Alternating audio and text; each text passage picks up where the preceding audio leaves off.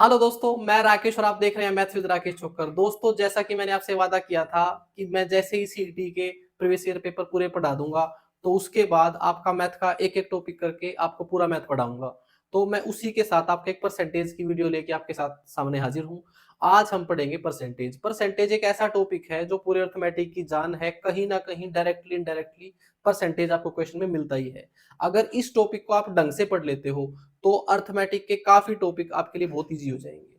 और मैं परसेंटेज आपको बहुत बेस्ट अप्रोच से पढ़ाऊंगा, बिल्कुल बेसिक टू हाई लेवल लेके जाएंगे हम। और हम इस वीडियो में सिर्फ इतना ही पढ़ रहे हैं कि जितना हमारे लिए सीटी के लिए जरूरी है। आप ना तो इस बात पे ध्यान दें कि मैं कितने आसान क्वेश्चन करा रहा हूँ या कितने मुश्किल, बस आप इस बात पे ध्यान दें कि अपना मोटिव सिर्फ ये है कि सीईटी का जो आपके 15 क्वेश्चन आते हैं उनमें से आपका एक भी क्वेश्चन ना बचे। मैंने आपको प्रीवियस ईयर ऑलरेडी पढ़ा दिए हैं। सीईटी के जितने भी आपके प्रीवियस ईयर हुए थे वो उन सभी की एक प्लेलिस्ट पड़ी हुई है मेरे चैनल पर। अगर आपने वो नहीं देखी है तो उसको आप जरूर देख लें। उससे आपको एक्चुअल में आइडिया लगेगा कि मैथ का लेवल आपका क्या है।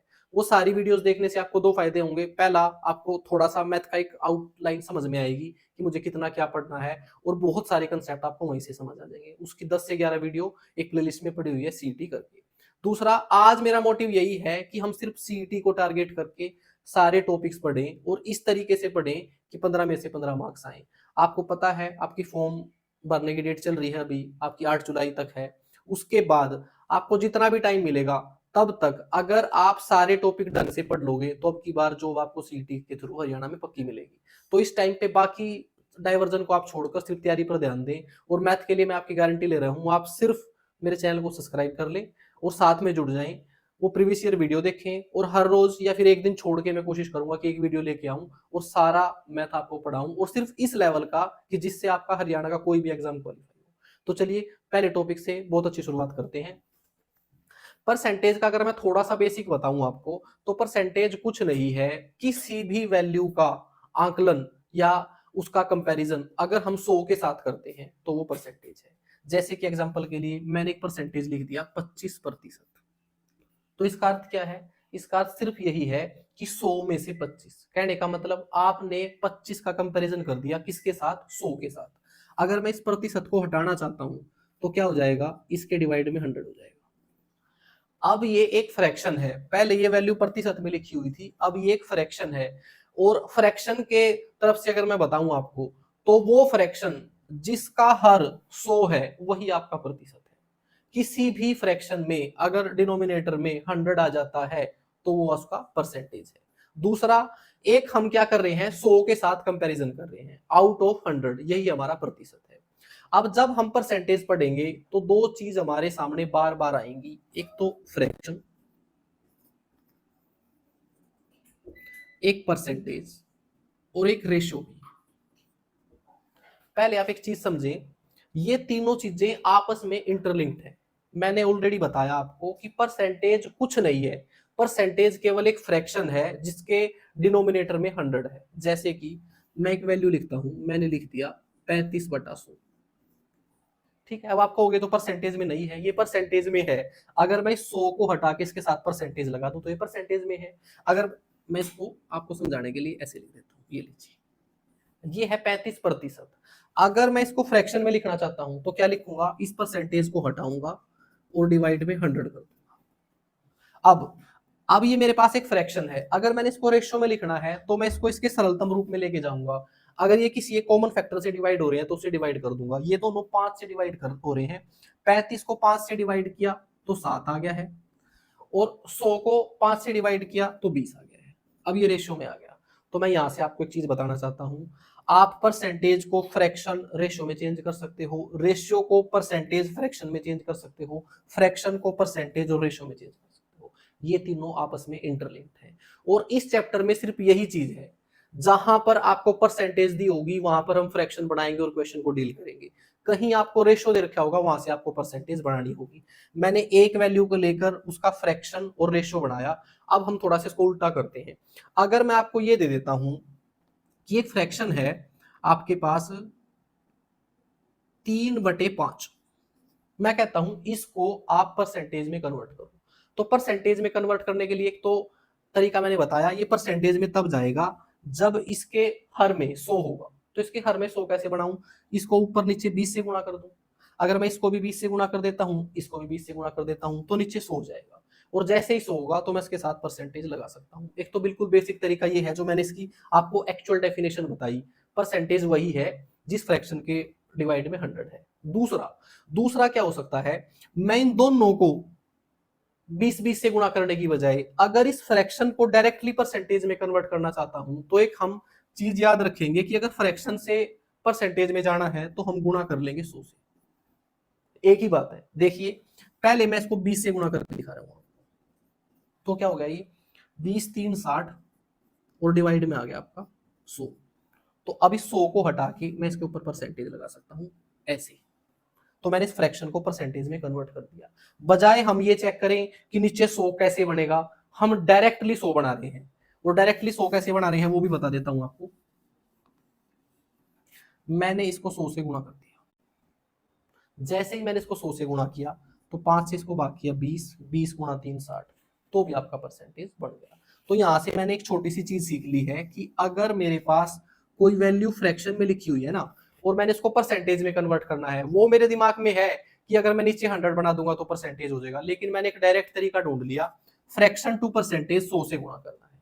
और वो क्यों करना है, कुछ नहीं है, हम ऊपर नीचे जब 100 से गुणा और भाग करते हैं तो ऊपर वाला 100 रह जाता है, और नीचे वाले 100 को जो हमने नीचे वाला 100 लिखा था उसके नाम की परसेंटेज आ जाती है। तो आप डायरेक्टली याद रखें फ्रैक्शन टू परसेंटेज गुणा में 100। अब फ्रैक्शन टू परसेंटेज चले गए हम, इस फ्रैक्शन को हम रेशियो में भी लिख सकते हैं। क्यों? क्योंकि अपने आप ही अपने सरलतम रूप में है, किसी एक कॉमन फैक्टर से डिवाइड नहीं हो रहे हैं। इसको आप ऐसे भी लिख सकते हो। ठीक है, अब यहां तक हम एक चीज मान के चलेंगे कि फ्रैक्शन से हम परसेंटेज और रेशियो बना सकते हैं, और परसेंटेज से फ्रैक्शन तो मैंने ऑलरेडी बता दिया। अगर आपको परसेंटेज से फ्रैक्शन पे आना है तो बस इसका उल्टा करना है, 100 से डिवाइड करना है। क्या ये बात क्लियर है आपको? मैंने दो ही चीज बताई हैं आपको फिलहाल, फ्रैक्शन टू परसेंटेज 100 से गुणा करना है, परसेंटेज टू फ्रैक्शन 100 से डिवाइड करना है। चलिए थोड़ी सी फ्रैक्शंस देखते हैं।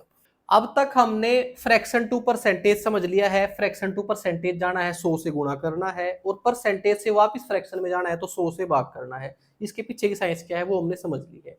अब हम कुछ फ्रैक्शंस याद करेंगे जिनका परसेंटेज हमें ऑलरेडी याद होना चाहिए रिजल्ट, ताकि जब हमें क्वेश्चन मिले तो हमें बार बार ये 100 से गुणा और भाग ना करना पड़े। तो कुछ फ्रैक्शन आपको याद होने चाहिए कि उनका परसेंटेज क्या होता है। और मैं शुरू करता हूं एक से। एक एक फ्रैक्शन है, एक भिन्न है। क्यों? फ्रैक्शन की आपकी जो डेफिनेशन होती है वो होता है कि एक p बाई क्यू की फॉर्म होनी चाहिए और q नॉट इक्वल टू 0। अब ये एक p बाई क्यू की फॉर्म है तो इसको मैं फ्रैक्शन कह सकता हूं, यानी कि कोई भी आपका नेचुरल नंबर है वो सभी फ्रैक्शन है। अब एक आपकी एक फ्रैक्शन है, अगर आपने इसको परसेंटेज में बदलना है तो उसका हमारा रूल क्या है, मैंने इसको 100 से गुणा करना पड़ेगा। अगर मैं इसको 100 से गुणा करूंगा तो आपको पता है ये 100% हो जाएगा। इसका मतलब यहां से मुझे एक पता चला कि एक की वैल्यू जो है वो 100% है। अगर मैं इसका आधा कर देता हूं, 1/2, मैंने इसका आधा किया तो इधर भी आधा करना पड़ेगा क्योंकि ये तो अभी एक इक्वेशन है। मैंने इसका आधा किया, ये हो गया 50%। मैंने इसका दोबारा फिर अगर आधा कर दिया तो ये हो जाएगा 1/4। मैंने इसका आधा किया, ये हो जाएगा 25%। मैंने इसका फिर आधा कर दिया तो ये हो जाएगा 1/8, और मैं अगर इसका आधा करता हूं तो ये हो जाएगा 12.5%। इसको मैं ऐसे भी लिख सकता हूं और ऐसे भी लिख सकता हूं। अब अगर मैं इसका फिर आधा कर दूं तो ये हो जाएगा 1/16, और उधर इसका आधा करता हूं तो 6 से ही 1/4%, जिसको मैं लिख सकता हूं 6.25। ये आपको सभी फ्रैक्शंस याद होने चाहिए, इनका परसेंटेज आपको डायरेक्टली पता होना चाहिए। अगर 1/4 कहीं लिखा है और मैं बोलता हूं कि इसको परसेंटेज में कन्वर्ट कर दो तो तुरंत आपने 25% बोलना है। अगर कहीं आपको 1/8 फ्रैक्शन नजर आ रही है और मैं बोलता हूं इसको परसेंटेज में कन्वर्ट कर दो तो तुरंत आपको पता होना चाहिए कि ये 12.5% है। याद कैसे होगा? मैंने एक बिल्कुल एक तरीका लिख दिया है, मैंने आपको डायरेक्टली याद नहीं कराई है, मैंने एक बिल्कुल तरीका बताया है। एक को आधा किया था इतना आ गया, आधे को आधा किया था इतना आ गया, 1/4 को आधा किया इतना आ गया, और 1/8 को आधा किया इतना आ गया। ये चल रहा है। उसके बाद अब यहीं से आगे एक है आपका 1/3। 1/3 को अगर मैंने परसेंटेज में कन्वर्ट करना है तो 100 से गुणा करना पड़ेगा। इसको 100 से गुणा करेंगे तो ये हो जाएगा 33 सही 1/3%। अब इसी में अगर मैं इसको 2 से भाग कर देता हूं तो क्या होगा? अगर मैं इसको 2 से भाग कर देता हूं तो ये हो जाएगा 1/6। इस फ्रैक्शन को 2 से भाग कर दिया तो 2 से भाग करने का मतलब नीचे गुणा हो जाएगी 2 की, ये हो जाएगा 6। इसको मैंने 2 से भाग किया तो ये हो जाएगा 16 सही 2/3%। ये भी आपको याद होना चाहिए। दूसरा, मैंने इसको अब 3 से भाग कर दिया, अगर मैंने इसको 3 से भाग कर दिया तो क्या हो जाएगा, ये 1/9। तो इसको भी मैंने 3 से भाग करना पड़ेगा, ये हो जाएगा 11 सही 1/9। ठीक है, मैं डायरेक्टली कुछ भी याद नहीं करा रहा हूं, आपको एक ऊपर वाली फ्रैक्शन याद होनी चाहिए, बस नीचे मैं आधा आधा करते जा रहा हूं। अब इनमें से देखोगे आप तो एक बच गई है 1/5। 1/5 को अगर मैंने प्रतिशत में कन्वर्ट करना है तो 100 से गुणा करना पड़ेगा, फ्रैक्शन टू परसेंटेज हमारा यही रूल है। तो इस 1/5 को मैंने 100 से गुणा किया तो ये हो गया आपका 20%। ठीक है, अगर मैं इसको आधा कर दूं तो ये हो जाएगा 1/10 और ये हो जाएगा आपका 10%। ये बहुत इंपॉर्टेंट एक आपकी फ्रैक्शन है जिसके बारे में बाद में बात करेंगे। अब इतना लिखने के बाद बीच में 2-3 और आपकी फ्रैक्शन बच गई हैं जिनको आपने याद रखना है। एक है आपका 1/7 जो होता है 14 सही 2/7%। एक है आपका 1/11 जो है 9 सही 1/11%। ये जितनी मैंने अभी तक आपको फ्रैक्शंस लिखवाई हैं ये आपको याद होनी चाहिए। याद कैसे होंगी, जिस तरीके से मैंने लिखा है ऐसे 1-2 बार तो आप कॉपी पर लिख लें, उसके बाद जब आप परसेंटेज को कर रहे हो तो इसको राइट साइड अपने पेज पर लिख लो और देख देख के करते रहो, थोड़ी देर बाद आपको याद हो जाएंगी। इनके लिए स्पेशली कोई टाइम निकालने की जरूरत नहीं है। दूसरा, इसमें 1-2 चीजें और हैं जो आपने याद रखनी है। अच्छा, पहले मैं एक चीज और बता दूं आपको, अब मैंने आपको फ्रैक्शन से परसेंटेज में जाना बता दिया है। अब इसमें ये तो कोई डाउट नहीं है, अगर कहीं क्वेश्चन में 33 से 1/3% लिखा हुआ है और मैं आपसे पूछता हूं कि इसको फ्रैक्शन में बढ़ाओ तो 1/3 है, भाई इसका रेसिप्रोकल तो आपको याद ही रहना चाहिए ना। हम फ्रैक्शन टू परसेंटेज चले गए तो परसेंटेज टू फ्रैक्शन भी हमने ये सारी चीजें याद होनी चाहिए। ये इतने फ्रैक्शन जो मैंने लिखे हैं और ये कोई ज्यादा नहीं है एग्जाम पॉइंट ऑफ व्यू से, आप इसको 2-3 बार भी देखोगे तो आपको याद हो जाएंगे। उसके बाद एक 5% और 4% को आपने हमेशा याद रखना है। 4% की अगर मैं फ्रैक्शन बनाऊं तो परसेंटेज टू फ्रैक्शन मैंने 100 से भाग करना है, अगर मैं इसको 100 से भाग करूंगा तो ये 1/25 हो जाएगा। एक आपका 5% और 5% की अगर मैंने फ्रैक्शन बढ़ानी है परसेंटेज टू फ्रैक्शन तो मैं इसको 100 से भाग करूंगा और ये हो जाएगा 1/20। ये भी आपको याद रखने हैं। अब इनका क्या यूज होगा वो थोड़ी देर बाद बात करेंगे, फिलहाल ये आपको सारा समझ आ गया होगा। अब एक छोटी सी बात, जब मैं फ्रैक्शन की बात कर रहा हूं तो फ्रैक्शन के बारे में एक छोटी सी चीज जान लें आप, जैसे कि मैं इस फ्रैक्शन की बात कर रहा हूं, अगर इस फ्रैक्शन में मैं देखूं एक है न्यूमरेटर और एक है denominator, percentage point of view से ये नीचे वाला भाग जो है हमारा ये मूल भाग है जिसको हम ओरिजिनल पार्ट भी कहते हैं, और जो ऊपर वाला है इसको हम बोलते हैं परसेंटेज रिजल्ट। अब इसका मतलब क्या है, इसका मतलब ये है कि अगर कोई संख्या 4 है और उसका मैं 25% निकाल लूंगा तो 1 आएगा। ये बात आप पूरे दिमाग में बिठा लें, इस पे पूरा परसेंटेज डिपेंड करता है। मैंने ये बताया कोई भी फ्रैक्शन को अगर आपने परसेंटेज में कन्वर्ट करके उसके सामने लिख रखा है तो आप ये क्लियर कट समझ लें कि जो उसका हर है डिनोमिनेटर है 4, उसका 25% निकालेंगे तो 1 आएगा। और ये मैंने जितनी भी फ्रैक्शन लिख रखी है सभी के लिए वैलिड है। एग्जाम्पल के लिए मैं यहाँ जाता हूँ, जैसे कि आपकी फ्रैक्शन लिखी हुई है 1/5 और मैंने 5 का 20% निकालना है तो 5 का 20% क्या आएगा, 1 आएगा।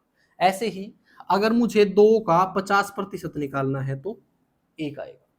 अगर मुझे 6 का 16 सही 2/3% निकालना है तो 1 आएगा। अब मैं ऐसा क्यों बता रहा हूं, जब क्वेश्चन में मैं कहीं ये बोलूं कि आपको किसी संख्या को 20% बढ़ाना है तो मैं 20% की पहले फ्रैक्शन लिखूंगा और वो क्या होगी 1/5।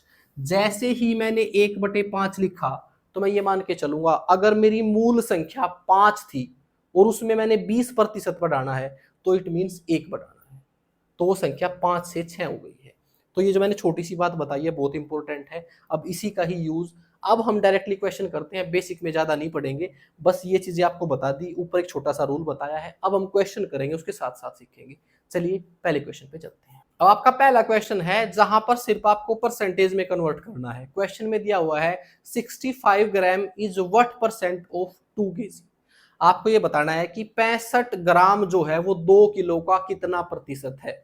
ऐसे में आपने सबसे पहले तो एक बात ध्यान रखनी है कि मेरे पास रूल तो एक ही है, या तो फ्रैक्शन टू परसेंटेज या रेशियो टू परसेंटेज, और कोई नहीं मेरे पास रूल नहीं है। तो मैंने इसको पहले फ्रैक्शन में बनाना पड़ेगा, मैं तब इसको परसेंटेज में कन्वर्ट कर सकता हूं। अब मैं इसको फ्रैक्शन में कैसे बनाऊं? फ्रैक्शन में बनाने का रूल ये है, पहले मुझे ये पता होना चाहिए किसका कंपैरिजन किसके साथ हो रहा है। इसमें दो क्वांटिटी दे रखी है, एक दे रखा है 65 ग्राम, एक दे रखा है 2 केजी। तो आपको ये पता होना चाहिए किसका कंपैरिजन किसके साथ कर रखा है। यहां से आप एक बात और ध्यान रखें, जब आप फ्रैक्शन बना रहे हो ना, तो ये जरूरी है कि ये दोनों एक यूनिट में हो। ये ग्राम में है, ये केजी में है, पहले इनको एक यूनिट में बढ़ाओ। आपको पता होगा 1 किलो में 1000 ग्राम होते हैं। अगर मैं इसको ग्राम में कन्वर्ट कर लूं तो इसके पीछे 3 जीरो लग जाएंगी और ये हो जाएगा आपका ग्राम।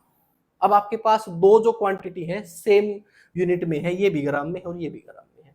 अब अगर मैं इसको फ्रैक्शन में लिखना चाहता हूं तो मुझे पता होना चाहिए मैंने न्यूमरेटर क्या लेना है और डिनोमिनेटर क्या लेना है। इसके लिए एक बात आप हमेशा ध्यान रखें, क्वेश्चन को पढ़ के ध्यान से देखें कि कंपैरिजन किस वैल्यू का किसके साथ हो रखा है। ये एक बात आपने बहुत ध्यान से सीखनी है। ये क्वेश्चन में एक बार मैं हिंदी में पढ़ रहा हूं, 65 ग्राम 2 किलोग्राम का कितना प्रतिशत है।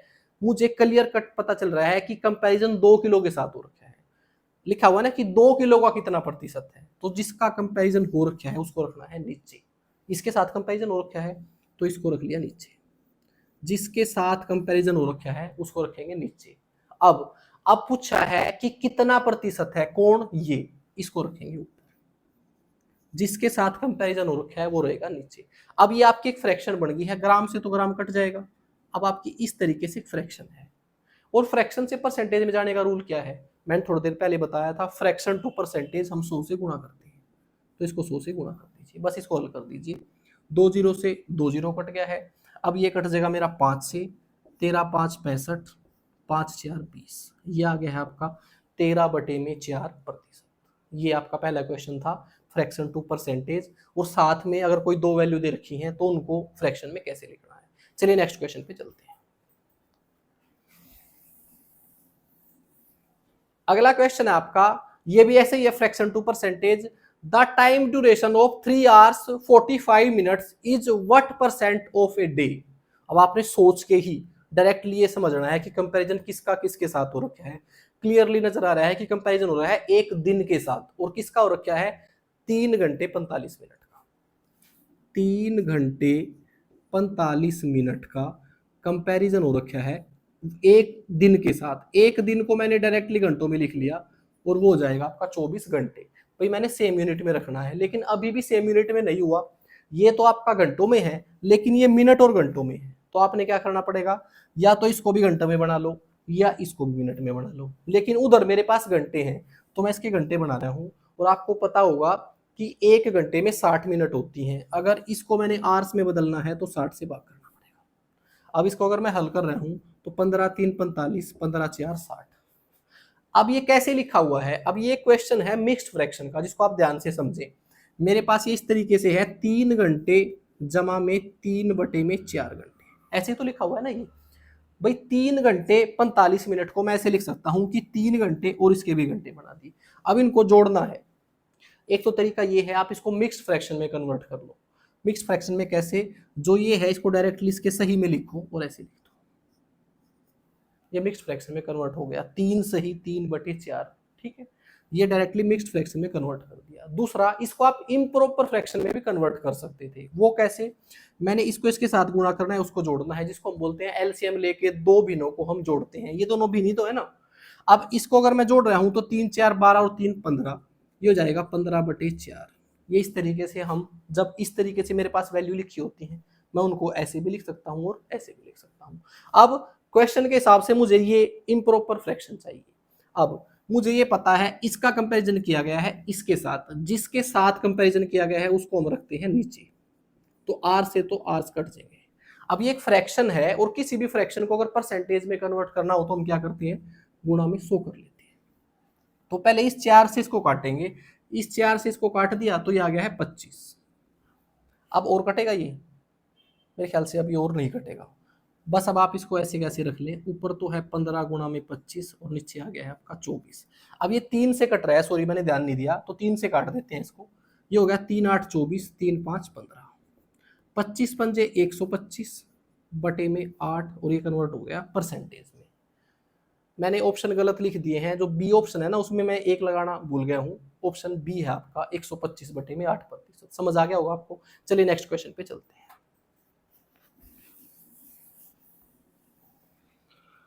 अब अगला क्वेश्चन है आपका, the sum of two numbers is 520। दो नंबर्स का सम जो है वो 520 है।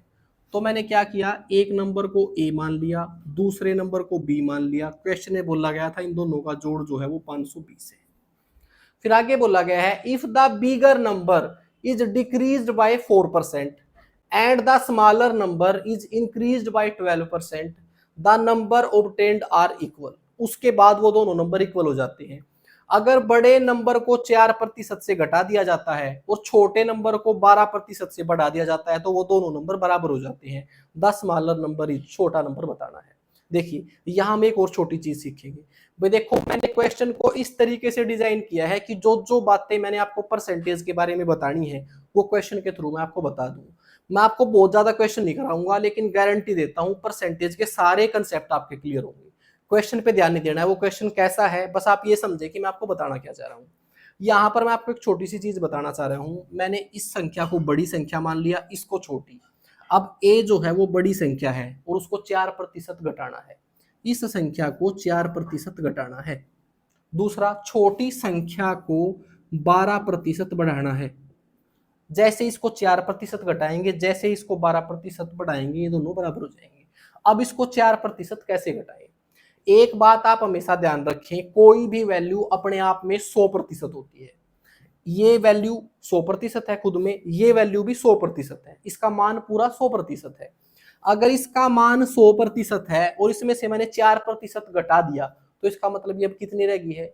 अगर मैंने 100% में से 4% घटा दिया तो ये अब अपना 96% रह गई है। पहले ये अपना 100% थी, लेकिन इसका 4% कम कर दिया तो अब ये अपना 96% रह गई है। अब मैं यहां से आपको एक छोटी सी बात बताना चाहता था, अगर किसी वैल्यू में आपको 4%, 5%, 10% घटाना है तो 100 में से घटाना है और उसका उतना ही परसेंटेज निकाल देना है। मैंने क्या किया, ए का 96% निकाल दिया। क्यों निकाल लिया? क्योंकि 4% तो घट गया है। अब ऐसे ही दूसरी तरफ जाते हैं हम। बी अपने आप में 100% है, अगर मैंने उसमें 12% बढ़ाना है तो वो हो जाएगी 112%। तो मैंने बी का 112% निकाला। अब ये चीज हर जगह वैलिड है, ए बी की बात नहीं चल रही है। अगर मैं ये कहता हूं कि एक वैल्यू 80 है, ठीक है, इसका 20% कम कर दिया तो अब ये कितनी बच गई है? अब ये 80% बच गई है। तो इसका इसका 80% निकाल लेंगे और आंसर आ जाएगा आपका। ये बात शायद आपको समझ आ गई होगी। अब क्वेश्चन पे चलते हैं। अब ये आ गया है आपके सामने एक इक्वेशन, इस इक्वेशन को हल करते हैं। परसेंटेज से परसेंटेज डायरेक्टली कट जाएगा, क्योंकि परसेंटेज का मतलब है डिवाइड में 100, वो डिवाइड से 100 भी वैसे ही कटने वाला है, तो ये इससे काट दिया। अब ये दोनों 16 से कट रहे हैं, 16 छिकम 96, 16 सत्ते 112। अब मेरे पास एक इक्वेशन आ गई है, a गुणा में 6 बराबर b गुणा में 7। अब यहां पर a की वैल्यू तो है आपकी 7 और b की वैल्यू है आपकी 6। a की वैल्यू 7 आ गई है और b की वैल्यू 6 आ गई है। अब अगर मैं इन दोनों को जोड़ता हूं तो कितना बनता है? अगर मैंने इन दोनों को जोड़ा तो b 6 है, a 7 है, मेरा टोटल होता है 13 यूनिट। लेकिन क्वेश्चन में दे रखा है 520। इसका मतलब मैं ये कह सकता हूं कि जो मेरी 13 यूनिट है ना, वो क्वेश्चन के 520 के बराबर है। अब ये जो मैं कर रहा हूं इसको हम बोलते हैं यूनिटरी मेथड। इसका मतलब क्या है? जो मैंने अब तक किया था वो अपनी तरफ से संख्या को मान के किया था, ए और बी। क्वेश्चन में नहीं दे रखा था, ये मैंने अपनी तरफ से माना और मान के जो जो क्वेश्चन में बोला था वैसे वैसे करके अपनी तरफ से आंसर निकाल लिया रेशियो में। ये आंसर एग्जैक्ट वैल्यू नहीं है, रेशियो में है। अब मैं क्या करूंगा, इसका कंपैरिजन ओरिजिनल वैल्यू के साथ करूंगा। ओरिजिनल वैल्यू मेरे पास क्या है? इन दोनों संख्याओं का जोड़ है। तो मैं यहां पर जो मैंने आंसर निकाला है दोनों संख्याओं का जोड़ देखा, वो कितना आ गया? 13 यूनिट। हमारी 13 यूनिट क्वेश्चन के 520 के बराबर है। अब हम कंपैरिजन कर रहे हैं, एक यूनिट का मान हो जाएगा, जैसे ही यूनिट घटेगी ये उधर जाके भाग हो जाएगा। तो 520 को 13 से भाग करेंगे तो 40 आ जाएगा। अब यहां पर आप एक यूनिट के बाद जो भी वैल्यू रखोगे उसी का आंसर आ जाएगा। अब आपसे पूछी गई थी छोटी संख्या, और छोटी संख्या मैंने मानी थी b, और b की वैल्यू है 6, तो 6 यूनिट का मान निकाल दिया। जब यूनिट घटती है तो भाग होता है, जब यूनिट बढ़ती है तो गुणा होता है। 6 से 40 को गुणा कर दिया और ये आ गया आपका 240। तो आपका ऑप्शन है तीसरा। चलिए नेक्स्ट क्वेश्चन पे चलते हैं। अगला क्वेश्चन है हमारा, if 80% of a number is added to 75 then the result is the number itself, the number is. Question में बोला गया है कि अगर किसी संख्या का 85% 75 में जोड़ा जाता है तो वो संख्या खुद आ जाती है। तो वो संख्या बताओ क्या है। क्वेश्चन में जो जो लिखा हुआ है वैसे वैसे करते हैं। सबसे पहले मैंने वो संख्या मान ली ए, वो संख्या है ए। अब क्वेश्चन में बोला गया था कि इस संख्या में इसका 85%, इस संख्या का 85%, इस संख्या का 85% कितना होगा, इतना। इस संख्या का 85% ये आ गया है। इस संख्या का 85% जब 75 में जोड़ा जाता है तो वो ये संख्या आ जाती है। बस जो जो क्वेश्चन में लिखा हुआ था हमने एक इक्वेशन बना ली है, दोबारा बता रहा हूँ। क्वेश्चन में बोला गया था कि एक संख्या है, मैंने उसको मान लिया ए, उसका 85%, इस संख्या का 85% होगा ये। जब 75 में जोड़ा जाता है तो वो खुद संख्या आ जाती है। बस एक इक्वेशन बन गई, आपने ए का मान निकालना है, बस निकालिए इसको। अब यहाँ पर जब मैं परसेंटेज को हटाऊंगा तो डिवाइड में 100 होगा। इसको आपस में काट के देखेंगे। एक तो ये है, दूसरा मैंने थोड़ी देर पहले आपको एक चीज याद कराई थी कि आपका 5% की वैल्यू तो है 1/20 और 4% की वैल्यू है 1/25। आप ज्यादातर नोट करेंगे जो मैंने जितनी फ्रैक्शन लिखी थी ना उसके बाद कोई परसेंटेज अगर आपको नजर आएगा ना तो वो हमेशा या तो 5 का मल्टीपल मिलेगा या 4 का मल्टीपल मिलेगा, ज्यादातर ऐसा होगा। अब ये जो 85% है ना ये 5 का मल्टीपल है। 5% की वैल्यू है 1/20। अगर मुझे 85% की वैल्यू निकालनी है तो मैं ये देखूंगा ये इसका कितना गुना है। मैंने इसको 5 से भाग करना है, बस 5 से इसको भाग कर आ गया है 17। इसको 17 से गुणा करना है और डायरेक्टली ये फ्रैक्शन में कन्वर्ट हो जाएगा। क्या ये बात आपको समझ आई। मुझे ये पता है कि परसेंटेज से फ्रैक्शन बनाने का रूल क्या है, लेकिन मैंने कुछ फ्रैक्शन और परसेंटेज याद करी थी और वो याद इसीलिए करी थी कि बार बार डिवाइड में 100 या गुणा में 100 ना करना पड़े। तो इस 85% को अगर फ्रैक्शन में बनाना है तो मैंने ये ध्यान रखना है कि ये है 5 का मल्टीपल। 5% बराबर होता है 1/20 के। एक बार लिख के बता रहा हूं, आइंदा आप ध्यान से समझेंगे। ये दिया हुआ है कि 5% जो है ना 1/20 के बराबर है। अगर मैं इन दोनों को 17 से गुणा कर देता हूं तो ये इसको 17 से गुणा करेंगे तो ये 85 हो जाएगा, इसको 17 से गुणा करेंगे तो 17/20 हो जाएगा। तो कुछ नहीं करना हमने, इसको देखना है ये 5 का कौन सा मल्टीपल है। 5 से इसको डिवाइड किया आ गया है 17। बस मुझे ये याद होना चाहिए कि 5% किसके बराबर है, 1/20 के बराबर है, तो ऊपर 17 लगा दिया। अगर यहाँ पर 16 आ जाता ऊपर 16 लिख देते, अगर यहाँ पर 5 आ जाता तो 5 लिख देते, अगर यहाँ 3 आ जाता तो 3 लिख देते।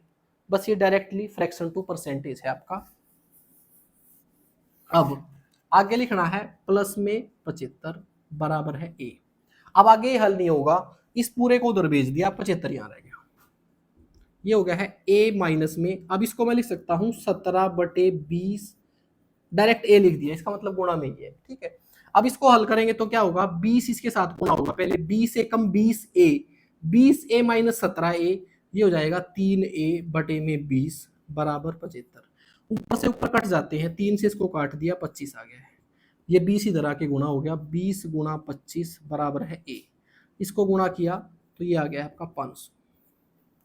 तो जो आपका ए वैल्यू है वो है 500, ऑप्शन तीसरा। समझ आ गया भाई। चलिए नेक्स्ट क्वेश्चन पे चलते हैं। कोई भी क्वेश्चन आपको समझ ना आए तो वीडियो को रिवाइंड करके आप देख लें एक बार। अगला क्वेश्चन है the difference of two number is 15% of their sum. Question में ये बोला गया है कि दो संख्याओं का जो अंतर है ना वो उनके योग का 15% है। The ratio of the larger number two the smaller number, बड़े नंबर का छोटे नंबर के साथ रेशियो बताओ। क्वेश्चन में जो बोला गया है वैसे वैसे करेंगे हम। दो संख्याओं की बात हो रही थी तो मैंने दो संख्याएं मान ली ए और बी। क्वेश्चन में ये बोला गया था इन संख्याओं का जो अंतर है ना वो इनके योग का 15% है, इनके योग का 15%। जो क्वेश्चन में बोला था वैसे का वैसे लिख रहा हूं। दो संख्या थी, मैंने मान ली ए और बी, उनका अंतर जो है वो उनके योग का 15% है और अब ये बराबर है, इसका मतलब यही है। बस ए और बी की वैल्यू निकालनी है। 15% का मतलब क्या हुआ, अगर मैं अब इसको फ्रैक्शन में बनाता हूं, मैंने थोड़ी देर पहले अभी बताया था कि 5% बराबर होता है 1/20 के। और ये है 5 का मल्टीपल, कितना 5 3 15, 3 आ गया ना, तो मैंने 3/20 लिखना है, इसकी जगह लिखना है मैंने 3/20, डायरेक्टली लिख रहा हूँ। और ये जो मैंने कैसे लिखा है, आप डिवाइड में 100 करके भी कर सकते थे। अब ये 20 भाग में है, इधर आएगा तो गुणा में हो जाएगा और इसके साथ गुणा हो जाएगा, ये हो जाएगा 20a माइनस 20b बराबर 3a प्लस में 3b। ठीक है, ये 3a इधर जाएगा, 20 भी उधर चला जाएगा, 20 भी माइनस का था उधर चला गया, प्लस का हो गया 23 भी आ गया है, ये 3a इधर आया माइनस हो गया 17a आ गया। यहाँ पर a और b का रेशियो आ गया है, a तो आ गया है 23 यूनिट और b आ गया है आपका 17 यूनिट। आपको इनका रेशियो ही लिखना था, लेकिन कैसे लिखना था, बड़ी संख्या का छोटी संख्या के साथ। बड़ी संख्या है 23 और छोटी संख्या है 17, ये आपका आंसर है ऑप्शन पहला। चलिए अगले क्वेश्चन पे चलते हैं। अब हमारा क्वेश्चन है if A number x is 10% less than another number y। Question में बोला गया है एक नंबर है x जो y से 10% कम है। एक नंबर है x जो y से 10% कम है। कहने का मतलब अगर y 100% है तो ये इससे 10% कम है, तो इससे 10% कम का मतलब ये 90 है। पहले तो ये बोला गया है, यहां से मैंने इनका रेशियो कन्वर्ट कर लिया, परसेंटेज से परसेंटेज कट गया है, 0 से 0 कट गया है, x और y का रेशियो 9:10 आ गया। ये बात आपको समझ आ गई होगी। क्वेश्चन में ही बोला गया था कि x y से 10% कम है, अगर y 100 है तो x 90 है। अब आगे बोला गया है y is 10% more than 125। Question में बोला गया है जो y है ना वो 125 से 10% ज्यादा है, 125 से भी 10% ज्यादा है। कहने का मतलब अगर मैं 125 को 10% बढ़ा दूं तो मेरी y की वैल्यू आ जाएगी। अब 125 को 10% कैसे बढ़ाएं, एक तो तरीका ये है 125 का 10% निकालना है और फिर इसमें जोड़ दें। अब मैंने थोड़ी देर पहले आपको एक चीज बताई थी कि जब मैंने 1/10 लिख के उसको परसेंटेज में कन्वर्ट करके 10% बताया था, तो एक चीज बताई थी कि एक बहुत इंपॉर्टेंट फ्रैक्शन है, इसको हम बाद में डील करेंगे, अब वो यहाँ इसकी जरूरत होगी है। 1/10 एक फ्रैक्शन है, उसको मैंने परसेंटेज में कन्वर्ट किया तो वो आ गया है 10%। और ये जो 1/10 फ्रैक्शन है ना, इसको मैं डेसिमल में भी लिख सकता हूँ। अगर नीचे एक जीरो लगी हुई है ना तो एक ऊपर डेसिमल लगा सकता हूँ, वो हो जाएगा 0.110%। तो मुझे एक चीज और पता चली कि 1/10 फ्रैक्शन की परसेंटेज 10% है, लेकिन 10% बराबर है 0.1 के डेसिमल में। अब अगर मुझे इसका 10% निकालना है, कुछ नहीं करना, एक वैल्यू के बाद डेसिमल लगाना है, क्योंकि इसके बाद डेसिमल लगाएंगे तो 12.5%, 12.5 जो आएगा वो इसका 10% होगा। क्या ये बात आपको समझ आई? क्योंकि 10% की वैल्यू 0.1 है, इसका मतलब ये है इसमें एक के बाद डेसिमल लगाऊंगा और 10% आ जाएगा। इसका मतलब इसका 10% है 12.5, इसमें 12.5 जोड़ दिया क्योंकि मैंने 10% इसको बढ़ाना था, तो वो हो गया है आपका 137.5। तो ये y की वैल्यू आ गई है। ये बात आपको समझ आ गई होगी। क्वेश्चन में क्लियर कट बोला गया था कि y की वैल्यू 125 से 10% ज्यादा है, तो 125 का में 10% बढ़ा दिया। 125 में 10% कैसे बढ़ाया, इसका 10% निकाल लिया, 12.5 आ गया, वो इसमें जोड़ दिया, ये y की वैल्यू है। y की वैल्यू आ गई 137.5, लेकिन हमारे पास रेशियो में है 10, तो मैं क्या करूंगा, 10 यूनिट की वैल्यू बराबर कर दूंगा 137.5। यूनिटरी मेथड थोड़ी देर पहले भी बताया था आपको, एक यूनिट की वैल्यू निकालेंगे, जैसे ही यूनिट कम होते हैं ये उधर जाके डिवाइड हो जाएगा। अगर इसके बटे में 10 होगा तो एक डेसिमल और बढ़ जाएगा, ये हो जाएगा 13.75। अब आपने वैल्यू निकालनी थी x की, x है आपका 9 यूनिट, तो 9 यूनिट का मान निकाल दिया, इसको 9 से गुणा करना है, तो 9 5 45, 4 कैरी, 9 7 63, 63 और 4 67, 6 कैरी, 13 निमा 117, 117 और 6 123, 123.75 आपका आंसर आ गया है ऑप्शन 4। चलिए नेक्स्ट क्वेश्चन पे चलते हैं।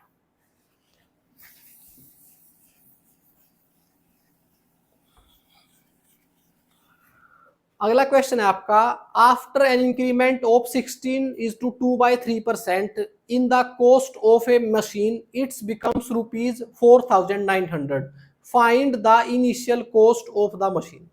क्वेश्चन में बोला गया है एक मशीन की कीमत को 16 से ही 2% बढ़ा दिया गया है और बढ़ाने के बाद वो 4900 रुपये होगी है, तो उसकी पहले कीमत बताओ बढ़ाने से पहले कितनी थी। अब यहाँ पर जो मैंने एक कंसेप्ट सिखाया था आपको उसका काम आएगा, 16 से ही 2/3% बढ़ाया गया है। अगर मैं इसको फ्रैक्शन में कन्वर्ट करूं, अगर वो सारी फ्रैक्शन आपको याद है, तो 16 से ही 2/3% को अगर मैं फ्रैक्शन में कन्वर्ट करूंगा तो 1/6 आएगा। आपको कंफ्यूज होने की जरूरत नहीं है, मैंने कुछ नहीं किया है। इसको पहले मिक्स्ड सॉरी इम्प्रॉपर फ्रैक्शन में कन्वर्ट किया और 100 से गुणा किया, क्योंकि परसेंटेज टू फ्रैक्शन सॉरी 100 से डिवाइड किया। परसेंटेज टू फ्रैक्शन मैंने बताया था हम 100 से डिवाइड करते हैं और आपकी ये वैल्यू आ गई है।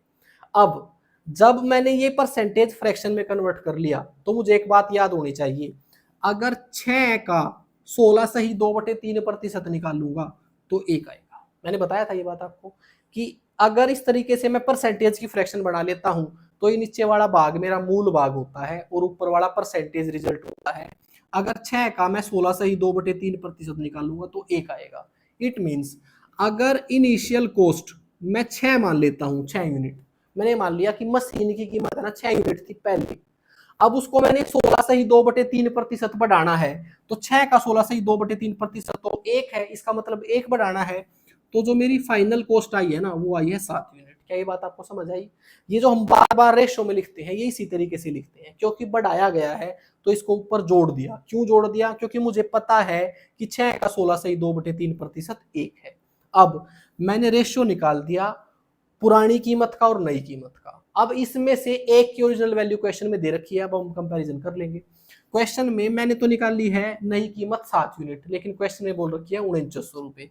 तो मैं ये बोलूंगा कि मेरी 7 यूनिट की वैल्यू जो है ना वो क्वेश्चन में 4900 दे रखी है। अगर मैं 1 यूनिट की वैल्यू निकालूंगा तो 7 उधर जाके भाग हो जाएगा, 700 आ जाएगा 1 यूनिट की वैल्यू। मैंने निकालनी थी इनिशियल कॉस्ट कितनी है, इनिशियल कॉस्ट थी 6 यूनिट, तो 6 यूनिट का मान निकाल लिया, 6 से इसको गुणा किया तो ये आ गया है 4200। आपका आंसर 4200 है, ऑप्शन ए। चलिए नेक्स्ट क्वेश्चन पे चलते हैं। अगला क्वेश्चन है हमारा, the income of C is 20% more than B. C की जो इनकम है ना वो बी से 20% अधिक है। अब 20% को लिख रहा हूं मैं, 20% की मैंने फ्रैक्शन बनाई, वो आ गई आपकी 1/5। एक बी है और एक सी है, इनको रेशियो में लिखना है। क्वेश्चन में बोला गया है कि जो सी है ना वो बी से 20% अधिक है।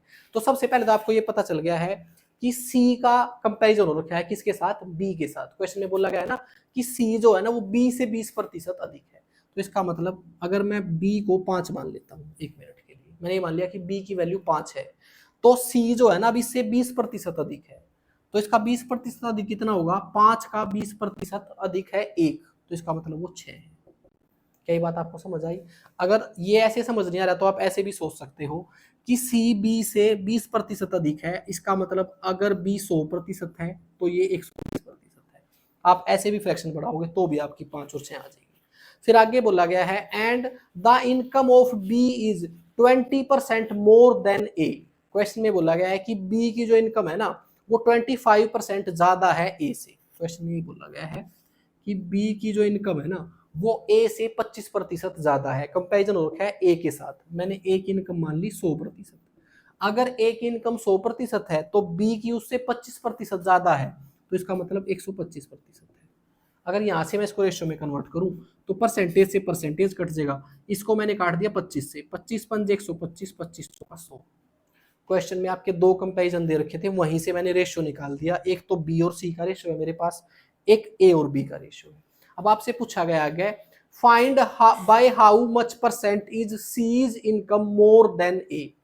सी की इनकम ए से कितने प्रतिशत ज्यादा है। सबसे पहले मैंने क्या करना पड़ेगा, इन दोनों का एक यूनिफॉर्म रेशियो निकालना पड़ेगा।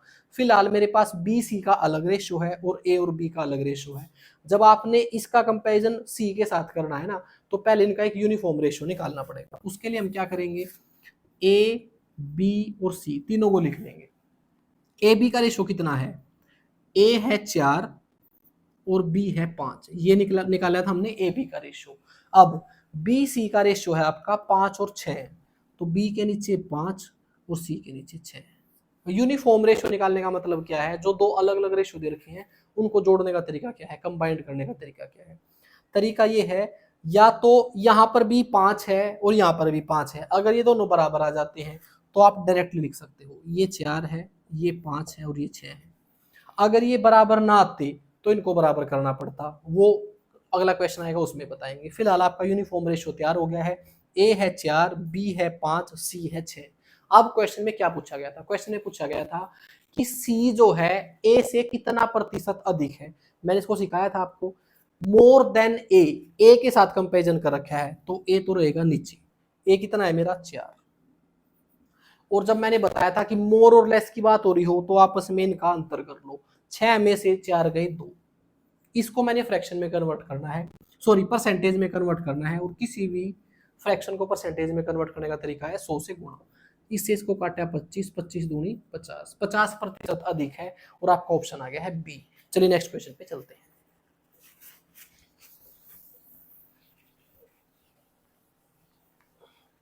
अगला क्वेश्चन है, two numbers are 90% and 75% lesser than a third number. दो नंबर हैं जो एक तीसरे नंबर से 90% और 75% कम है। By what percent should the first number be increased so that it become to the second number. ये बात की बात है, क्वेश्चन में बोला गया है कि पहले नंबर को कितना बढ़ाया जाए, कितना प्रतिशत बढ़ाया जाए कि दूसरे नंबर के बराबर हो जाए। पहले हम पहली लाइन पे चलते हैं। क्वेश्चन में बोला गया था कि कोई एक तीसरा नंबर है, उससे कम है पहला नंबर 90%, ठीक है, और दूसरा नंबर कम है 75%। क्वेश्चन में ये बोला गया था पहली लाइन में कि कोई दो नंबर हैं, एक तीसरी संख्या से एक 90% कम है, एक 75% कम है। तो ऐसे में इन तीनों को हम एक रेशियो में कैसे कन्वर्ट करें? सबका कंपैरिजन इसके साथ हो रहा है, इसका भी इसका भी, तो मैंने इसको अपनी तरफ से 100% मान लिया। 100% मान लो या 100 यूनिट मान लो, कोई फर्क नहीं पड़ेगा। ये इससे 90% कम है, 100 से अगर 90% कम है तो ये 10% है, यानी कि 10 है। ये 75% कम है, यानी कि 100 से अगर 75% कम है तो ये 25 है। तो मैंने तीनों वैल्यू निकाल ली, ये 10 है, सॉरी ये 100 है, ये 10 है, ये 25 है। अब आगे ये बोला गया था कि इस पहले नंबर को मैं कितना प्रतिशत बढ़ाऊं कि दूसरे नंबर के बराबर हो जाए। अब कंपैरिजन किसके साथ हो रखा है? पहला नंबर बढ़ाना है मुझे, 10 बढ़ाना है, तो 10 रहेगा नीचे। कितना बढ़ाना है कि 25 हो जाए? 10 से 25 होने के लिए मुझे बढ़ाना है 15, तो 15 रहेगा ऊपर, और गुणा में करेंगे 100 परसेंटेज में कन्वर्ट करने के लिए। तो 0 से 0 कट गया, 150% बढ़ाना पड़ेगा पहले नंबर को, तब वो दूसरे नंबर के बराबर होगा। आपका ऑप्शन है तीसरा। एक बार दोबारा बता देता हूं, ये तो समझ में आ गया होगा आपको। एक सेकंड लाइन ये बोली गई थी कि पहले नंबर को मैं कितना प्रतिशत बढ़ाऊं कि दूसरा नंबर हो जाए। पहले आप परसेंटेज को छोड़ो, पहले आप यूनिट में देखो कितना बढ़ाना पड़ेगा। मुझे 10 से 25 तक जाने के लिए 15 बढ़ाना पड़ेगा। अब मैंने इसको परसेंटेज में कन्वर्ट करना है, कितना बढ़ाना है? 15 बढ़ाना है। कहां से बढ़ाना है? 10 से बढ़ाना है, गुणा में 100 परसेंटेज में कन्वर्ट कर दिया। चलिए नेक्स्ट क्वेश्चन पे चलते हैं। अगला क्वेश्चन है आपका, two numbers are respectively 17 and 50% more than a third number. बिल्कुल सेम क्वेश्चन है। क्वेश्चन में बोला गया है एक तीसरा नंबर है जिसको मैंने मान लिया 100, पहला नंबर उससे 17% ज्यादा है, इससे 17% ज्यादा का मतलब 117 है। दूसरा नंबर इससे 50% ज्यादा है, इसका मतलब 150 है। फिर आगे बोला गया है the ratio of the two numbers, इन दोनों नंबर का रेशियो लिखना है। लो इसको रेशियो में कन्वर्ट कर दिया। रेशियो में तभी माने जाएंगे जब अपने सरलतम रूप में होंगे। अगर ये किसी से डिवाइड हो रहे हैं तो डिवाइड कर दो। किससे डिवाइड हो रहे हैं? ये 3 से डिवाइड हो रहे हैं, 3 से इसको काट दिया, ये हो जाएगा 3 दूनी 6, 3 निम 27, 3 से इसको काटा 3 पंजे 15, 29:50 आ गया आपका आंसर। 3 तिया 9, सॉरी 39:50 आ गया, ऑप्शन दूसरा। चलिए नेक्स्ट क्वेश्चन पे चलते हैं। अगला क्वेश्चन है आपका, a person gave 20% of his income to his elder son, 30% of his remaining to the younger son. बचे हुए भाग का 30% छोटे लड़के को देता है, and 10% of the balance he donates to a trust. जो 10% है ना बचे हुए का, वो डोनेट कर देता है। He is left with 10,080, his income was, उसकी इनकम निकालनी है। ये इस टाइप के क्वेश्चन आते हैं, मैंने 2 क्वेश्चन ले रखे हैं इस प्रकार के। पहले हम सबसे पहले उसकी इनकम मानेंगे अपनी तरफ से 100%, उसके पास कुल पैसे जो थे वो 100% थे। पहले बोला गया कि 20% हमने दे दिए बड़े लड़के को, तो इसमें से 20%, इसका 20% निकालेंगे तो 20 ही आएगा। प्रतिशत को हटा लो आप, कंफ्यूजन ना हो, मैंने मान लिया उसकी इनकम थी 100, उसमें से 20% बड़े लड़के को दे दिया, 100 का अगर 20% निकालेंगे तो 20 ही आएगा। अब आगे बचे हुए का कितना बच गया भाई, 100 था, 20 बड़े लड़के को दे दिया तो 80 बचा हुआ है उसके पास। इस 80 का 30% छोटे लड़के को दे दिया, इसका 30%। अब 80 का 30% कैसे निकाल लें, साइड में लिख के निकाल लेते हैं। 80 का 30% ऐसे, इस परसेंटेज को हटाया, डिवाइड में 100 हो गया, तो ये 0 से कट गई, ये 0 से 3 8 24, तो छोटे लड़के को 80 में से 24 दे दिए। अब कितने बचे हुए हैं, इसमें से 24 पहले 20 घटा दिए तो 60 आ गया, 60 में से 4 चले गए, ये बचा हुआ है 56। अब आगे बोला गया है कि इस बैलेंस में से 10% उसने ट्रस्ट में दे दिए। इसका 10% कैसे निकालेंगे, थोड़ी देर पहले बताया था, अगर एक के बाद डेसिमल लगा देंगे तो 10% आ जाएगा। तो इसका 10% है 5.6, इसमें से 5.6 मैंने दान कर दिया, तो अगर 5.6 दान कर दिया तो कितना बच गया है, यहाँ पर डेसिमल लगा के 0 लगा ली, 10 में से 6 गई 4, 5 में से 5 गया 0, इतना बचा हुआ है उसके पास, 50.4 बचा हुआ है। और इसी की वैल्यू क्वेश्चन में 10,080 दे रखी है, तो मैंने करना है कंपैरिजन। ये अपनी तरफ से मान्या था, पूरा क्वेश्चन हल कर दिया, अब ओरिजिनल वैल्यू के साथ कंपैरिजन करेंगे। मेरे पास तो बचा हुआ है 50.4 यूनिट और क्वेश्चन में बचा हुआ है 10,080, तो 50.4 को, इस यूनिट को 10,080 के बराबर कर देंगे, एक यूनिट का मान निकाल लेंगे तो ये डिवाइड में हो जाएगा, 10,080 डिवाइड में 50.4 था, इसके बटे में 10 करेंगे वो ऊपर चला जाएगा। अब आपने निकालना था उसकी आय थी 100 यूनिट, तो 100 यूनिट का मान निकाल लेंगे, ये ऊपर जाके गुणा हो जाएगा, बस इसको हल कर दीजिए। ये 9 से डिवाइड हो रहे हैं, 9 से डिवाइड करो इसको, या फिर अगर 504 का आप डबल करोगे तो 1008 आएगा, अगर मैं इसको काटता हूं तो 20 आता है, तो 20 गुणा में 10 200, 200 गुणा में 100 20,000, तो उसकी इनकम जो है वो 20,000 आ गई है, आपका ऑप्शन 4। चलिए नेक्स्ट क्वेश्चन पे चलते हैं। ये आपको समझ आ गया होगा, जितने भी परसेंटेज दे रखे हैं ना, वो मुझे 100 में से नहीं निकालने थे, अलग अलग घट के निकले हैं, क्योंकि क्वेश्चन में बोला गया था कि रिमेनिंग का, पहले लड़के का भाग दिया, वो उसमें से घटाया, आगे जो बच गया उसमें से फिर छोटे लड़के को दिया, फिर जो घट गया उसमें से 10% ट्रस्ट में दिया। एक तो ये टाइप होता है इसमें। एक अब ये है, Ram spends 40% of his salary on food, 20% on house rent, 10% on entertainment and 10% on conveyance. If his saving at the end of a month are 1500, then his salary per month is, उसकी salary निकालनी है। यहाँ पर थोड़ा सा change है, यहाँ पर आपको ये नहीं बताया कि रिमेनिंग पार्ट का इतना परसेंट फूड है, रिमेनिंग पार्ट का इतना परसेंट एंटरटेनमेंट है, कुछ नहीं बताया। टोटल सैलरी का जो 100 है ना, सारे खर्चे इसी में से डायरेक्टली हो रहे हैं। क्वेश्चन में बोला गया इसमें से 40% आपका खर्च होता है फूड पर, तो इसका 40% कितना आएगा 40, फिर इसी का 20% रेंट पे,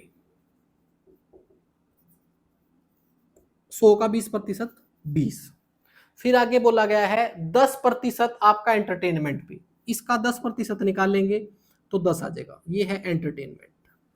फिर आगे बोला है 10% कन्वेंस पर, इसका 10% कन्वेंस पर, इसका 10% निकालेंगे 10 आएगा। ये सारा खर्च कर दिया है उसने, तो कितना खर्च कर दिया,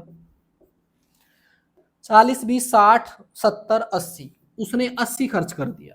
टोटल थी उसकी सैलरी 100 में से 80 खर्च कर दी, कितनी बची हुई है 20 यूनिट बची हुई है, लेकिन क्वेश्चन में इसी की वैल्यू दे रखी है आपको 1500, तो एक यूनिट की वैल्यू निकाल दी, ये उधर जाके भाग होगा तो आ गया है आपका 75।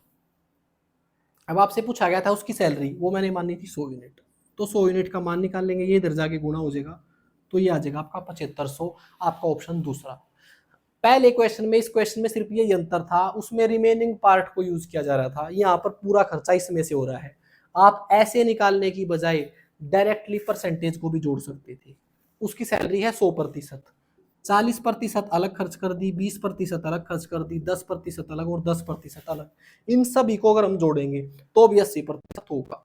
100% सैलरी थी, 80% खर्च कर दिया, तो 20% की वैल्यू 1500 है, 100% की वैल्यू निकालेंगे 7500 आएगी।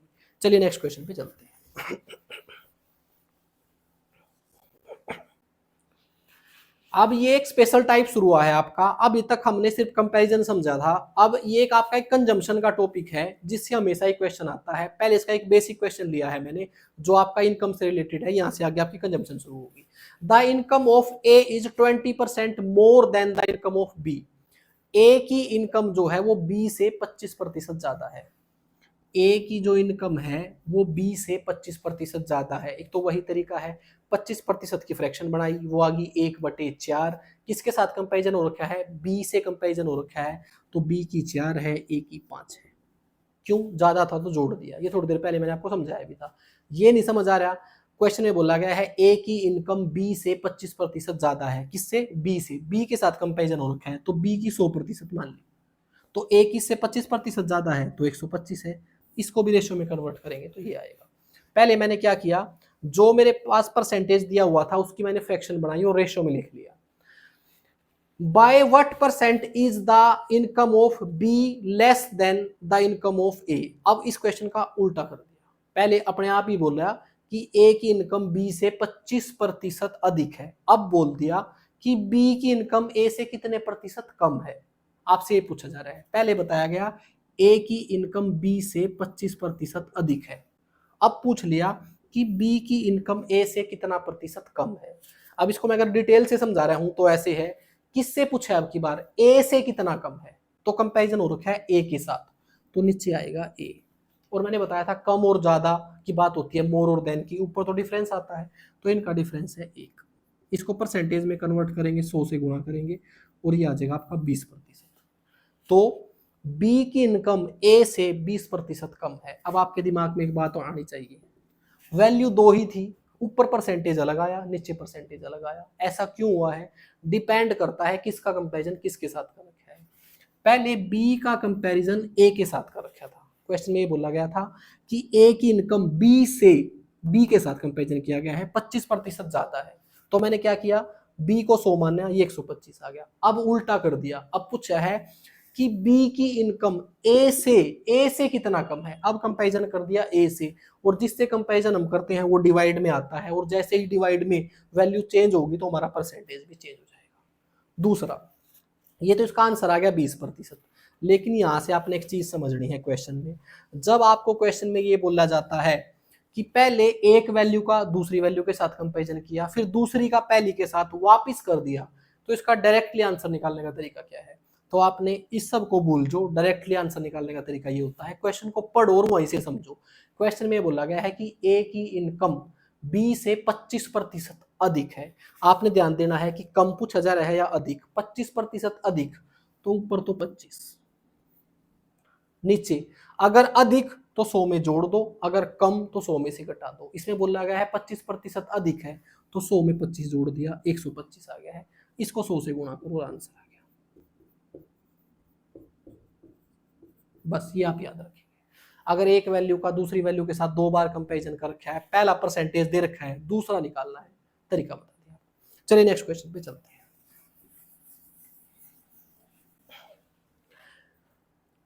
The price of a commodity has increased by 60%. By what percent must a consumer reduce the consumption so as not to increase the expenditure? Question में बोला गया है कि कोई कमोडिटी है जिसका प्राइस इंक्रीज हो गया है 60% से। अब कंजम्पशन को कितना कम किया जाए कि खर्च पर कोई फर्क न पड़े। पहले एक चीज समझे आप, खर्च कैसे निकलता है, एक्सपेंडिचर कैसे निकला होगा? एक्सपेंडिचर निकला होगा जो उसका सामान का जो भी प्राइस है और जितना हम कंज्यूम कर रहे हैं, कंजम्पशन। स्पेलिंग क्या है भाई? कंजम्पशन।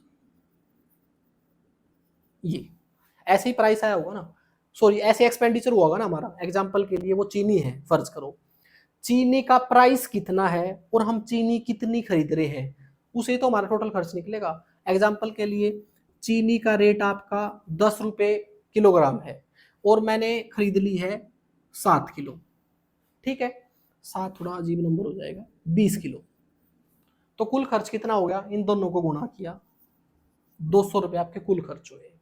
अब क्वेश्चन में ये बोला गया कि जो कमोडिटी थी उसका प्राइस इंक्रीज हो गया है, ये प्राइस बढ़ गया है, और कितने से बढ़ गया है? 60% से बढ़ गया है। फिर आपसे पूछा है कि मैं खर्चे को नहीं बढ़ाना चाहता, खर्चा इतना ही रहना चाहिए जितना पहले था, तो मैं इस कंजम्पशन को कितना कम करूं ताकि खर्चा न बढ़े।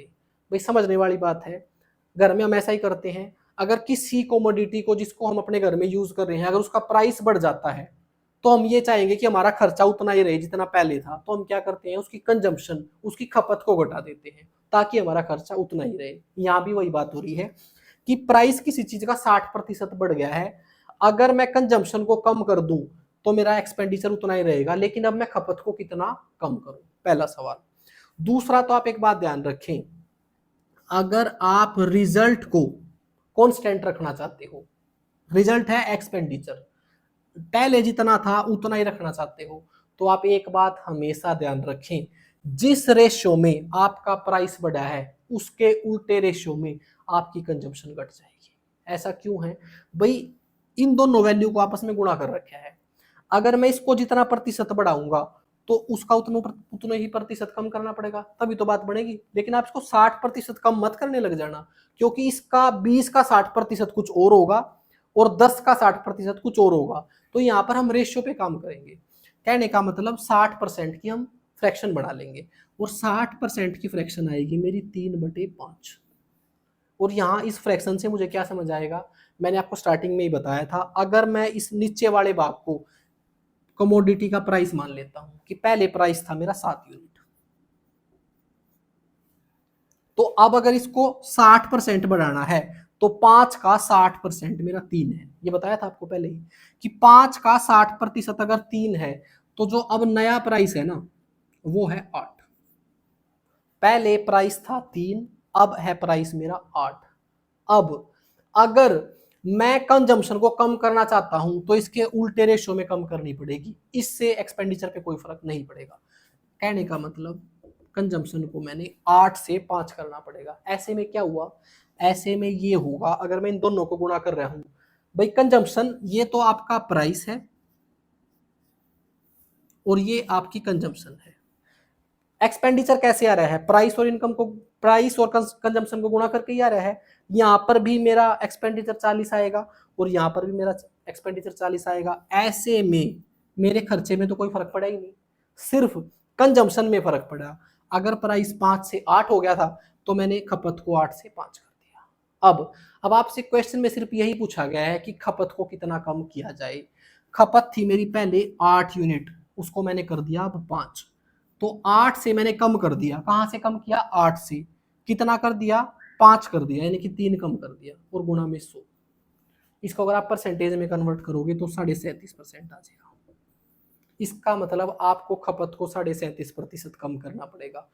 और इसमें जो मैंने इतना कुछ बताया है, ये सब कुछ बताने की भी जरूरत नहीं थी, अगर आप एक थोड़ा सा दिमाग लगाओ। क्वेश्चन में सिर्फ ये बोला गया था कि प्राइस को बढ़ा दिया गया है, कंजम्पशन को कितना कम किया जाए। तो आप एक बात ध्यान रखिए, अगर मैं वापिस यहां आऊं और मैं ये कहूं कि प्राइस को 60% बढ़ा दिया, अगर प्राइस को 60% बढ़ा दिया और कंजम्पशन को मैं बिल्कुल भी चेंज ना करूं, तो क्या होगा, एक्सपेंडिचर भी 60% बढ़ जाएगा। ये बात आप बिल्कुल ध्यान रख लें। इस पे मैं इन दोनों पर किसी में भी जितने प्रतिशत की बढ़ोतरी या कमी करूंगा, एक्सपेंडिचर पे डायरेक्टली उतना ही फर्क पड़ेगा। अगर प्राइस मेरा 60% बढ़ गया था तो मेरा एक्सपेंडिचर भी 60% बढ़ जाता, लेकिन मैंने अपना एक्सपेंडिचर नहीं बढ़ाना था। अगर मैं सिर्फ एक्सपेंडिचर लेके इस क्वेश्चन को हल करता तो चुटकियों में हल हो जाता। ये मैंने पूरा बताया सिर्फ आपको डिटेल बताने के लिए। इस क्वेश्चन को आप बिल्कुल आसान तरीके से हल कर सकते हो, और वो तरीका है मेरा ये। बस आप यहां समझो, क्वेश्चन में ये बोला गया है कि प्राइस आपका 60% बढ़ गया है, आपने एक्सपेंडिचर नहीं बढ़ाना लेकिन फिलहाल बढ़ गया है। मैं एक्सपेंडिचर ही मान लेता हूं, मैंने ये मान लिया कि प्राइस बढ़ने से पहले मैं 100 रुपए खर्च कर रहा था, अब प्राइस 60% बढ़ गया है तो मुझे पता है मेरा खर्चा भी 60% बढ़ गया है। क्या ये बात आपको समझ आई? भाई पहले एक्सपेंडिचर जो हो रहा था वो 100 रुपए हो रहा था, क्योंकि कमोडिटी का भाव 60% बढ़ गया है, तो इसका मतलब अब मेरा खर्च भी 160 हो गया है। लेकिन क्वेश्चन में बोला गया है कि मैंने खर्च अपना उतना ही रखना है जितना पहले था। इसका मतलब इस 160 को वापिस 100 पे लेके आना है, इतनी ही कंजप्शन घटेगी बस। इस 160 को 100 पे लेके आना है, उतनी ही कंजप्शन घटेगी। अब मैंने घटाना है कितने से, 160 से, और वापस कहां लेके जाना है, 100 पर। भाई मैंने खर्चा अपना वहीं लेके जाना है, तो 160 से अगर मुझे वापस 100 पर जाना है तो मुझे कम करना पड़ेगा 60, और इसको गुणा करेंगे परसेंटेज बनाने के लिए 100 से, तो ये भी आपका 37.5% आएगा। आप डायरेक्टली भी कर सकते थे। चलिए नेक्स्ट क्वेश्चन पे चलते हैं और इसी तरीके से इन सारे क्वेश्चनों को हल करते हैं। अब ये ऐसे ही रहेगा भाई। क्वेश्चन पढ़ते हैं। The price of a commodity has increased by 25%।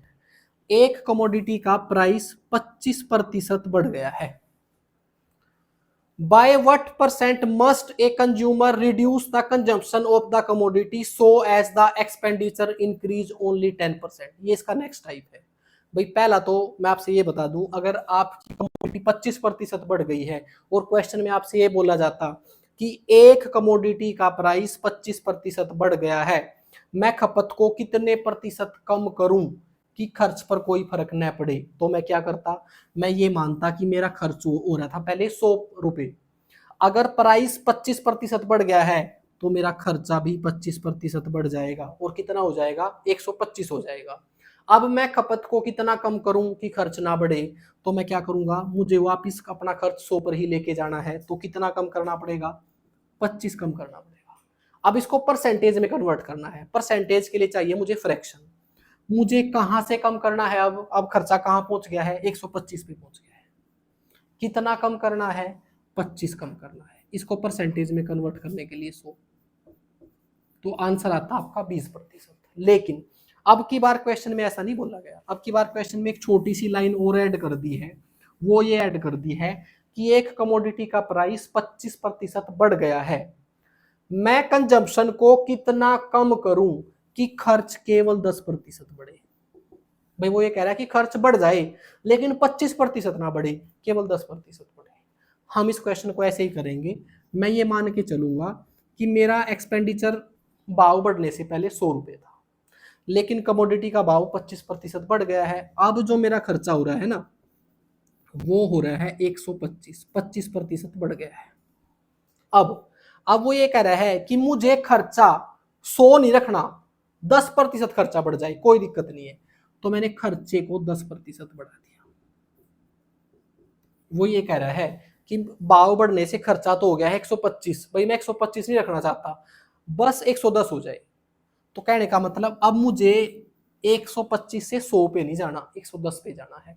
तो यहां से यहां तक जाने के लिए मैंने कितना कम करना पड़ेगा, मैंने 15 कम करना पड़ेगा। आंसर देना है परसेंटेज में। परसेंटेज में कैसे कन्वर्ट करूं, मुझे 125 से अपना खर्चा कम करना है, और कितना कम करना है, 15 कम करना है, गुणा में 100, 25 पंजे 125, 25 चौका 100, 5 3 15, तो मुझे खपत को 12% कम करना पड़ेगा। आपका ऑप्शन दूसरा।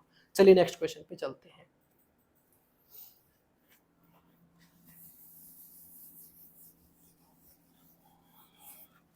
अगला क्वेश्चन है हमारा, when the price of sugar decreased by 10%, a man could buy 1 kg more for rupees 270 than the original price of the sugar per kg each। Question में बोला गया है कि चीनी का जो भाव है ना, वो 10% कम हो गया है। चीनी का भाव 10% कम हो जाने से एक आदमी 270 रुपए में 1 किलो चीनी अधिक खरीदता है। तो चीनी का पहले भाव, ओरिजिनल भाव क्या था 10% घटने से पहले। पहले तो आप एक बात समझे, इस क्वेश्चन में एक हिडन पॉइंट है। जब ये बोल रहा है ना कि वो 270 रुपए में 1 किलो चीनी अधिक लेके आ रहा है, तो इसका मतलब ये है कि खर्चा फिक्स है। खर्चा पहले भी वो 270 कर रहा था, अब भी 270 कर रहा है। फर्क क्या हो गया है, फर्क ये हो गया है अब 1 किलो चीनी ज्यादा आने लगी। ये आपको बात समझ आएगी। वही बिल्कुल एक्सपेंडिचर, प्राइस और कंजम्पशन। क्वेश्चन में ये बोला गया है कि प्राइस 10% कम हो गया है। प्राइस 10% कम हो गया है। अगर प्राइस 10% कम हो गया है तो ऑटोमेटिकली मेरा खर्चा भी 10% कम हो जाएगा। लेकिन उसने खर्चा 10% कम नहीं किया, उसने क्या किया, वो चीनी ज्यादा लेके आने लग गया। अब वो 270 रुपए में पहले जितनी चीनी लेके आ रहा था उससे 1 kg ज्यादा लेके आ रहा है। तो क्वेश्चन में हिडन पॉइंट क्या है कि एक्सपेंडिचर को बराबर रखा गया है, पहले जितना था उतना ही अब है, इसीलिए मैंने थोड़ी देर पहले आपको डिटेल बताई थी। अगर इसको फिक्स रखना है तो मैंने बताया था आपको कि प्राइस जिस रेशियो में कम हुआ होगा कंजप्शन उसी रेशियो में बढ़ जाएगी, बताया था थोड़ी देर पहले आपको। अगर इसको फिक्स रखना है तो प्राइस जिस रेशियो में कम हुआ था जो आपकी कंजप्शन है उस रेशियो में बढ़ जाएगी, बस वो रेशियो लिखता हूं मैं। पहले लिखता हूं प्राइस बिफोर आफ्टर। प्राइस आपका 10% कम हो गया है, 10% की फ्रैक्शन होती है आपकी 1/10। कहने का मतलब पहले प्राइस जो था वो 10 था, अब 10 में 10% कम करना है तो यानी कि 1 कम करना है, अब प्राइस हो गया है 9 यूनिट। तो कंजम्पशन का क्या होगा, मैंने बताया था आपको कि कंजम्पशन इसके उल्टे रेशियो में हो जाएगी, 9 से 10 होगी। भाई खर्चा तभी बराबर रहेगा, यहाँ भी 90 और यहाँ भी 90। पहले तो प्राइस तो घट गया, 10 से 9 हो गया, और जो आपकी कंजम्पशन थी वो बढ़ गई 9 से 10 होगी। अब कंजम्पशन मेरी पहले 9 यूनिट थी, अब 10 हो गई है, तो मेरी कंजम्पशन कितनी यूनिट बढ़ी है, 1 यूनिट बढ़ी है। और क्वेश्चन में इस 1 यूनिट की वैल्यू कितनी दे रखी है आपको, 1 किलो दे रखी है। इसका मतलब ये 1 यूनिट 1 किलो के बराबर आ गई है। कहने का मतलब पहले हम चीनी 9 किलो खरीद रहे थे और अब चीनी 10 किलो खरीद रहे हैं। ये बात आपको समझ आ गई होगी, क्वेश्चन में कुछ है ही नहीं। आपने जब जैसे ही कंजम्पशन का रेशियो निकाला वही ओरिजिनल वैल्यू आ गई, कंपैरिजन करने की भी जरूरत नहीं पड़ी। इनका अंतर भी 1 किलो है और क्वेश्चन में भी यही बता रखा है कि अब जो आपकी चीनी है वो 1 किलो ज्यादा आने लगी। मैंने यहाँ चेक किया तो भी 1 किलो ज्यादा आ रही है। तो कहने का मतलब पहले चीनी आ रही थी 9 किलो, अब चीनी आ रही थी 10 किलो। ठीक है, अब आप भाव कैसे निकालेंगे, पैसे तो फिक्स है भाई, 270 रुपए के पहले आ रहे थे 270 की, अब पहले 9 किलो चीनी आ रही थी 270 रुपए की, तो 1 किलो का भाव क्या आ गया, 9 से इसको भाग कर दिया 30।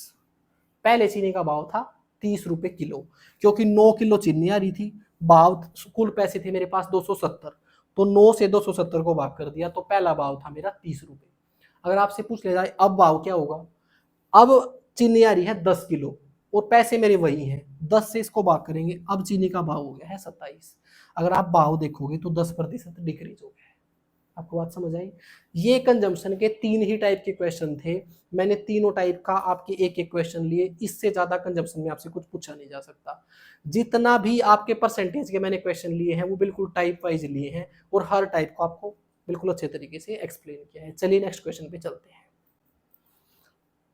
भाई अब शायद वीडियो लंबी हो जाएगी, आज के लिए मैंने आपको परसेंटेज क्या है, परसेंटेज आपको डिक्रीज इंक्रीज करना है, उनके कंपैरिजन कैसे करने हैं, और एक कंजम्पशन का आपको टॉपिक पढ़ा दिया है। बाकी हम नेक्स्ट क्लास में करेंगे। मैं कोशिश करूंगा एक आपके चैप्टर की 2 से 3 वीडियो बने और आपका पूरा हो जाए। मैंने आपको टफ भी नहीं कराया है और जितने भी टाइप थे और जिस भी तरीके से बेस्ट हो सकते थे कम से कम क्वेश्चन में कराने की आपसे कोशिश की है। अगर आपको मेरी वीडियो अच्छी लगी हो तो चैनल को सब्सक्राइब कर लें, ताकि जब मैं नेक्स्ट वीडियो लेके आऊँ तो आपके पास नोटिफिकेशन आए। थैंक यू दोस्तों।